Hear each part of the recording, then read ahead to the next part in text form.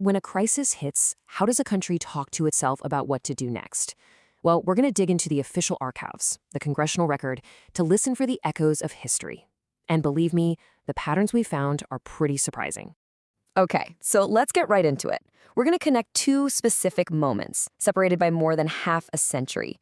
We're going to see how a nation grappling with a brand new world-altering threat defines itself, its enemies, and its own future.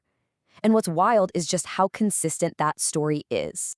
So our first stop is 1947. The dust from World War II is literally still settling, but the peace, it feels fragile. A completely new kind of power has just been unleashed on the world, and in Washington, the debate is raging. How do we control it? And really, how do we control the future? Now let's jump forward 55 years. It's 2002. The nation is still reeling from a devastating attack. You'd think it would be a time of total unity, right? But the official record shows that the debate on the House floor was just as raw, just as bitter, and yeah, just as partisan. So what we're really looking at here are two critical turning points. In both 1947 and 2002, America was standing in the shadow of a massive crisis, and it forced this huge national conversation about its place in the world. I mean, in 47, you can't overstate the stakes. The Senate was confirming the very first Atomic Energy Commission. And listen to how one senator put it. These people would control something that could decide the life and death of all habitable globe. Think about that. That's the weight they were dealing with. And then in 2002, the threat had a totally different name, terror. It's 8 months after 9/11, and the House is debating this enormous spending bill to fund a new kind of war, a global war on a shadowy network, and to completely reshape the nation's security right here at home. So in both of these eras, America was up against a new kind of enemy. And this is where it gets really, really interesting. Let's look at how the country actually defined these threats to justify what was really a radical shift in foreign policy. Just look at the language here. On the left, from 1947, that's President Truman laying out his new doctrine. It's basically the foundation of the entire Cold War. On the right, from 2002, you've got the justification for the war on terror. The words are different, sure, but the mission is shockingly similar. A global promise to defend against a spreading ideology, backed by American power.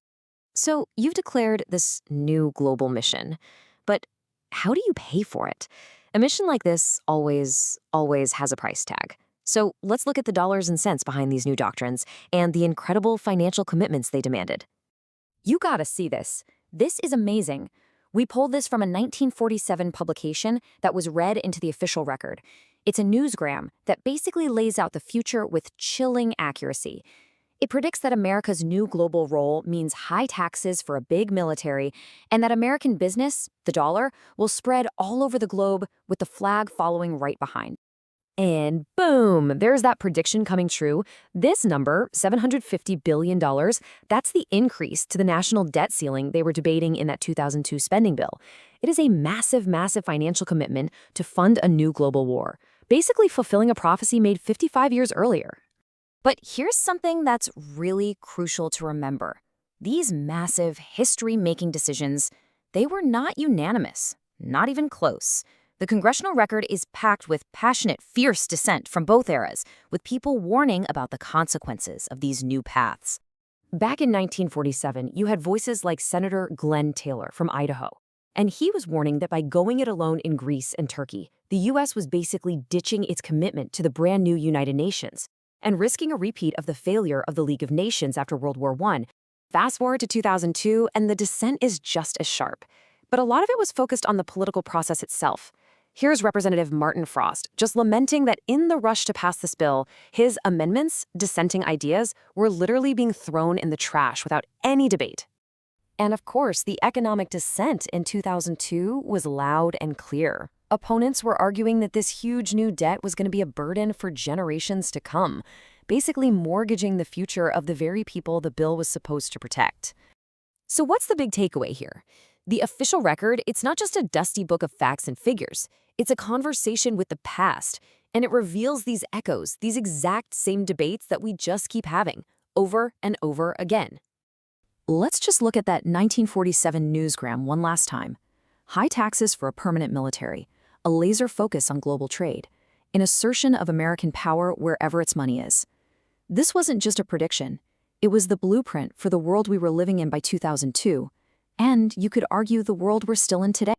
And that brings us to the final question, really, the one for all of us. Because these aren't just historical curiosities. The debates over global intervention, the cost of defense, the balance between security and freedom, the role of dissent, they're all still happening right now. So how do these echoes from the past inform the choices that we have to make today?